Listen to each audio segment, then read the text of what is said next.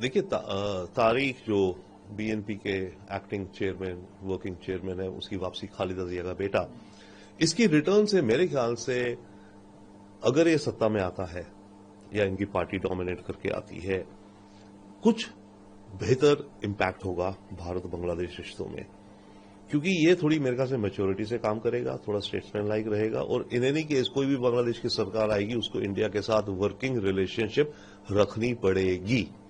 Okay, अब BNP traditionally anti India है। Okay, India की हेजिमोनी नहीं चाहते, इंडिया से कल्चरल लिंक्स नहीं चाहते, अपनी इस्लामिक आइडेंटिटी बढ़ाना चाहते हैं, सॉफ्ट इस्लामिक, जमात हार्ड इस्लामिक जाती है, राइट। तो इस सब के चलते ये अपना एंटी इंडिया स्टांस तो रखेगा ही ऑल्सो, क्योंकि इस समय बांग्लादेश में एंटी इंडिया स्टांस रखना ही सबकी एडवांटेज है। हर एक को इलेक्शन में वो तो रखना ही है, एंटी हसीना और एंटी इंडिया, तो वो भी एंटी इंडिया रखेगा। परंतु आई होप, मेरे ख्याल से इतना डार्क, इतना धमकियों भरा जैसे जमात और स्टूडेंट कुछ लीडर्स दे रहे हैं कि हम इंडिया के नॉर्थ ईस्ट को कटवा देंगे, चिकन नेक को, ये उस तरह की स्टेटमेंट्स नहीं देगा मेरे विचार से। But yes, very much anti India रखेगा कि हमें इंडिया की हेजेमोनी से अलग होना है। तो उस नजरिए से देखा जाए तो ठीक है, अपने देश को ठीक ठाक चलाएं, भारत में इंटरफेयर ना करें, हम यही चाहते हैं। माइनॉरिटीज के साथ उस पर एक्शन लें, यस, उस पर इंडिया इंसिस्ट करेगा।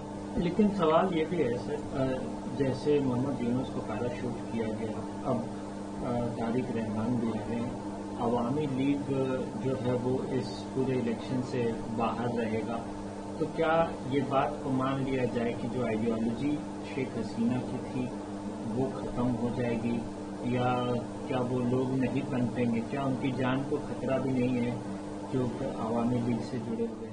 देखिए, अवामी लीग से जो जुड़े हुए हैं, यस, उनके जो टॉप लीडर्स काफी हैं, वो तो देश ही छोड़ के भाग गए। Sheikh Hasina number 1, home minister number 2 Bharat में बैठा है, कई और भाग गए हैं, कईयों को मार दिया गया है, घर जला दिए गए, उसमें उनको जला दिया गया है, और कईयों ने पॉलिटिक्स से संन्यास ले लिया है, जो एक्टिव ज्यादा दिखते थे। अभी भी उनको ढूंढा जा रहा है और ढूंढ के मारा जा रहा है, बाय द वे, राइट।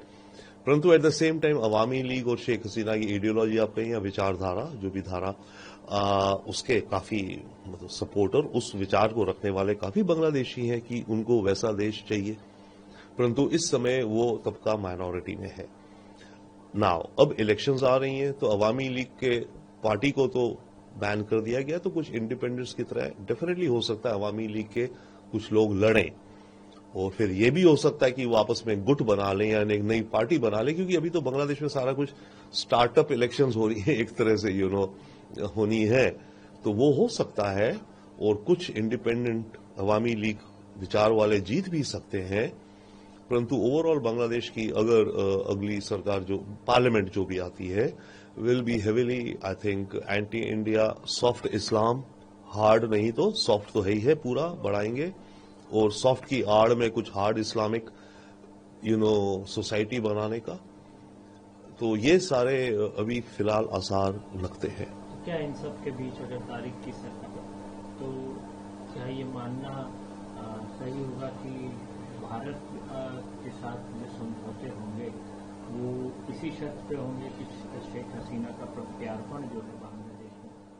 नहीं, ऐसा नहीं होगा। हाँ, हो सकता है बांग्लादेश वो चाल चलेगा कि जो भी हम कर रहे हैं, पहले आप शेख हसीना को एक्सट्राडिट कीजिए, पर भारत करेगा नहीं, वो स्टैंड ऑफ रहेगा। तो या तो फिर स्टैंड ऑफ रहेगा अगर ये कंडीशनैलिटी लगा दी गई, अदरवाइज अगर मैच्योरिटी से डील करेगा, क्योंकि बांग्लादेश को वर्किंग रिलेशनशिप चाहिए भारत से, एनर्जी चाहिए, फूड चाहिए, ट्रेड है, ऑयल है, मल्टीपल रोजमर्रा की इकोनॉमी की चीजें, उनका सामान बेचना है, जूट है, कॉटन है। तो होप तो यह है कि कॉमन सेंस आएगी और वर्किंग रिलेशनशिप पे आ जाएगा भारत से। ठीक है, working relationship is fine with us. देखिए, तारीख जो बीएनपी के एक्टिंग चेयरमैन वर्किंग चेयरमैन है उसकी वापसी खालिदा जिया का बेटा, इसकी रिटर्न से मेरे ख्याल से अगर ये सत्ता में आता है या इनकी पार्टी डोमिनेट करके आती है, कुछ बेहतर इंपैक्ट होगा भारत बांग्लादेश रिश्तों में।